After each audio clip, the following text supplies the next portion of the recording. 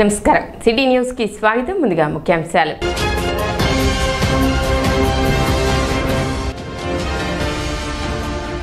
June 21న జరిగే అంతర్జాతీయ యోగా దినోత్సవం జయప్రదం చేయాలి. మున్సిపల్ కమిషనర్ బండి శేషన్న.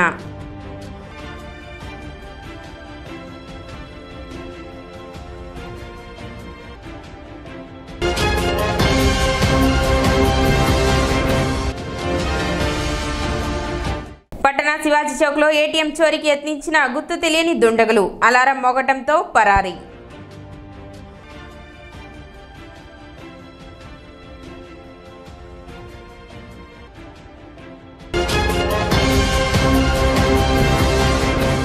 జూన్ 21న జరిగే 11వ ప్రపంచ యోగా దినోత్సవాన్ని విజయవంతం చేయాలని మున్సిపల్ కమిషనర్ బండి శేషన్న కోరారు. విశాఖపట్నం వేదికగా జరగనున్న ఈ కార్యక్రమానికి సంబంధించి ఈ నెల 21 నుండి జూన్ 21 వరకు యోగాంధ్ర పేరిట ప్రభుత్వం చేపట్టిన వివిధ దశల ప్రచార కార్యక్రమంలో భాగంగా 21వ తేదీ నుండి 27వ తేదీ వరకు ట్రైనింగ్ అండ్ ట్రైనర్లకు శిక్షణ కార్యక్రమం నిర్వహిస్తున్నారు. ఇందులో భాగంగా శనివారం బోస్ రోడ్లోని వాసవి కన్యకా పరమేశ్వరి అమ్మవారి దేవస్థాన ప్రాంగణంలో ఏర్పాటు చేసిన ఈ శిక్షణ కార్యక్రమాన్ని మున్సిపల్ కమిషనర్ బండి శేషన్న పరిశీలించారు. భారత ప్రధాని నరేంద్ర మోదీ ముఖ్య అతిథిగా పాల్గొననున్న ఈ అంతర్జాతీయ యోగా దినోత్సవాన్ని విజయవంతం చేయాలని ఆయన కోరారు.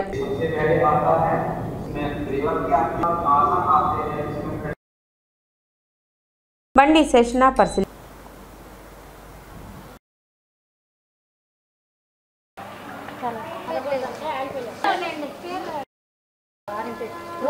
జూను 21వ తారీఖున వచ్చే నెల ఇంటర్నేషనల్ యోగా డేగా ఐక్యరాజ్య సమితి గుర్తించింది. యోగా అనేది మన సంస్కృతిలో భాగము, అతి పురాతనమైనది. అలాంటి యోగాను ఐక్యరాజ్య సమితి గుర్తించి ప్రతి సంవత్సరం జూన్ 21వ తారీఖున జరపాలనేసి నిశ్చయించడం ఆనందదాయకం.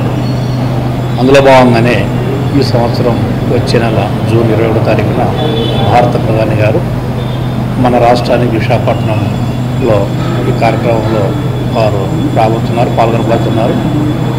అందును బట్టి రాష్ట్ర ప్రభుత్వం వారు ఈ యొక్క కార్యక్రమాన్ని పెద్ద ఎత్తున రాష్ట్ర వ్యాప్తంగా చేయాలి, అన్ని మున్సిపాలిటీలలో అన్ని ఏరియాల కార్యక్రమాలు చేయాలని ఆదేశాలు ఇచ్చి ఉన్నాయి.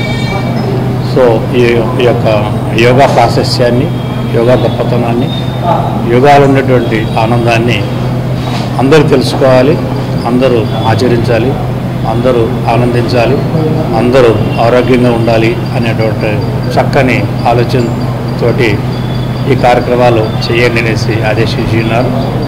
అందరినీ కలుపుకొని అందరితో కలిసి వీళ్ళు వాళ్ళని కాకుండా ప్రతి ఒక్కరూ ఇందులో భాగస్వామ్యులు అయ్యే విధంగా చేయండి అనేసి రాష్ట్ర ప్రభుత్వం నుంచి ఆదేశాలు వచ్చాయి.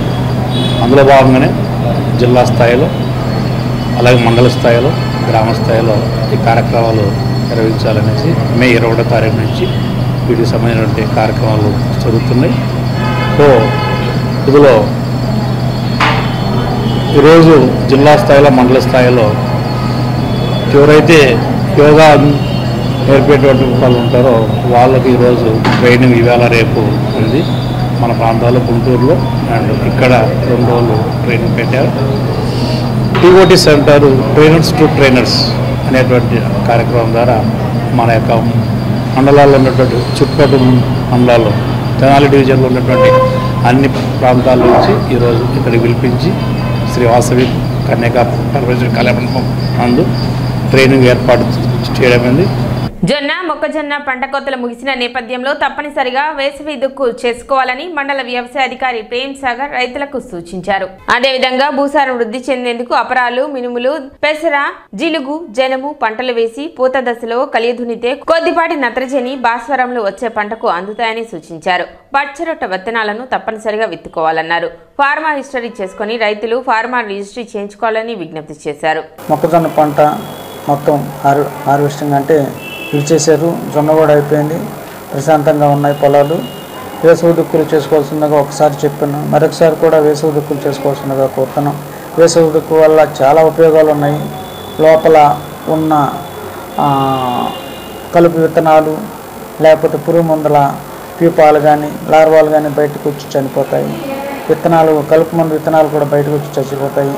తర్వాత భూమి గుల్లబారుతుంది. లోపల ఏరేషన్ అంటే గాలి బాగా ప్రశాంతంగా ఉంటుంది. నీరు ఇంకు పెట్టుకునే శక్తి ఎక్కువ వస్తుంది. కాబట్టి ఇన్ని ప్రయోగాలు ఉన్నాయి. కాబట్టి అందరూ రైతు సోదరులందరూ వేసవి దుక్కులు చేసుకోవాల్సిందిగా కోరుతున్నాం. మా రైతు సేవా కేంద్రాలు భూసార పరీక్ష కోసము మట్టి నమూనాలు సేకరిస్తున్నారు. మీకేమైనా డౌట్ వస్తే అనగా ఏదైనా చౌడు కారు చౌడు కానీ ఉప్పు కానీ మీకు తటస్థిస్తే మా రైతు సేవా కేంద్రాల సిబ్బందిని ద్వారా మీరు మట్టి నమూనాలను ఇవ్వవలసిందిగా రైతు సోదరులను కోరుకుంటున్నాం. భూసారాన్ని పెంచుకునేందుకు కానీ మేము జనుము జీలుగా విత్తనాలు ఒక దఫా సరఫరా చేస్తున్నాం. ఇంకో దఫా కూడా 3 రోజుల తర్వాత వస్తుంది అంటున్నారు. వచ్చినప్పుడు మేము మళ్ళీ రైతు సేవా కేంద్రాలకు సరఫరా చేస్తాం. అపరాలు ఉంటే మీ దగ్గర మీరు విత్తేసి పంట వచ్చిన తర్వాత అంటే ఇప్పుడు పంట రాదు, భూసారం వృద్ధి చెందేసిన కనుక దాని వేరుల్లో బుడుపులు ఉంటాయి కాబట్టి రైజోబియం బుడుపులు ఉంటాయి కాబట్టి నత్రజని స్థావరాలు ఉంటాయి కాబట్టి అపరాలు ఎవరైనా చల్లేసి దున్నేసేయచ్చు.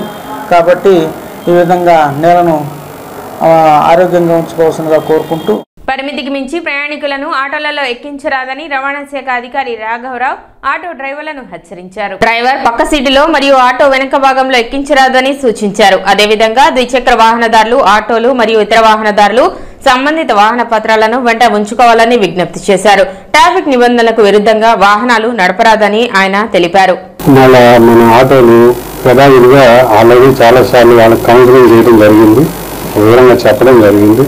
వాళ్ళు ఆటో ఏ ఆటో వాళ్ళైనా ఇటు మంగళగిరి సైడ్ వెళ్ళే వాళ్ళైనా గుంటూరు వెళ్ళే సైడ్ వెళ్ళే వాళ్ళైనా డ్రైవర్ పక్కన ఎట్టి పరిస్థితుల్లో కూర్చోబెట్టకూడదు. వెనక డోర్ తీసి కూర్చోబెట్టకూడదు. వెనక డోర్ తీసి కనుక కూర్చోబెడితే ఎట్టి పరిస్థితుల్లో మేము ఓవర్లోడ్ ప్లేస్ రాయటం జరుగుతుంది, ఫైన్ పెంచడం జరుగుతుంది. కాబట్టి రీసెంట్గా మరి ఒక చిన్న యాక్సిడెంట్ జరిగింది. మసాలా ఫ్యాక్టరీ దగ్గర నారాగూడ దగ్గర 3 చనిపోవడం జరిగింది. కాబట్టి ఎట్టి పరిస్థితుల్లో ఓవర్లోడ్ ఎక్కించుకోవడంలో ప్యాసింజర్స్ ఓవర్లోడ్ వేయకుండా ఉండాల్సిందిగా మేము ఆటో వాళ్ళకి మరీ విజ్ఞప్తి చేస్తున్నాం. అలాగే వాళ్ళు మెయింటైన్ చేయాల్సిన documents permit, RC, FC, insurance, pollution, driving licence ఈ 6 వాళ్ళ దగ్గర కవర్లో పెట్టుకొని ఈ 6 డాక్యుమెంట్స్ ఫిజికల్ డాక్యుమెంట్స్ ఉంచుకోవాల్సిందిగా మరీ విజ్ఞప్తి చేస్తాం. అలాగే మరి 2 వీలర్స్ వాళ్ళు driving licence, registration certificate, insurance certificate, pollution ఈ 4 ఎట్టి పరిస్థితుల్లో 2 వీలర్లో పెట్టుకోవాల్సిందిగా కోరుతున్నాము. మేము ఆపినప్పుడు ఇవి చూపించి అలాగే 4 వీలర్స్ వాళ్ళు ఎట్టి పరిస్థితుల్లో చాలామంది మరి ఓన్ వెహికల్స్ చాలా వెహికల్స్ మనం చెక్ చేసినప్పుడు వాళ్ళకి ఇన్సూరెన్స్ ఉంటుంది. చాలామంది చాలా కార్లకి 2 వీలర్కి కానీ కార్లకి కానీ ఎట్టి పరిస్థితుల్లో ఇన్సూరెన్స్ లేకపోతే 2000 ఫైన్ ఉంటుంది. ఒకవేళ యాక్సిడెంట్ కానీ చేస్తే అవతల వ్యక్తి చనిపోయినా ఏదైనా దెబ్బలు తగిలినా ఆ నష్టపరిహారం అంతా ఈ యాక్సిడెంట్ చేసిన వాళ్ళు భరించాల్సి వస్తుంది. కాబట్టి ఒకవేళ ఇన్సూరెన్స్ కట్టి ఉంటే ఇన్సూరెన్స్ కంపెనీ భరిస్తుంది. కాబట్టి ఒకవేళ ఇన్సూరెన్స్ కనుక మరి ఎటు పరిస్థితుల్లో లేకపోతే ఇమీడియట్గా చెక్ చేసుకుని మనం విధిగా driving licence, registration certificate, insurance certificate, pollution ఈ 4 2 వీలర్స్ వాళ్ళు, 4 వీలర్స్ వాళ్ళు, ఓన్ వెహికల్స్ వాళ్ళు పెట్టుకోవాల్సిందిగా మరీ విజ్ఞప్తి చేస్తున్నాం. పట్టణ శివాజీ చౌక్ లో ఏటీఎం పగలగొట్టి గుర్తు తెలియని దుండగులు నగదు చోరీకి యత్నించారు. గత అర్ధరాత్రి State Bank of India ATM machine గుర్తు తెలియని దుండగులు పగలగొట్టి నగదు అపహరణ ప్రయత్నం చేయగా ఏటీఎం మిషన్ పగలగొట్టే క్రమంలో అలారం మోగటంతో దుండగులు పరారయ్యారు. పోలీసులు కేసు నమోదు చేసి దర్యాప్తు చేస్తున్నారు.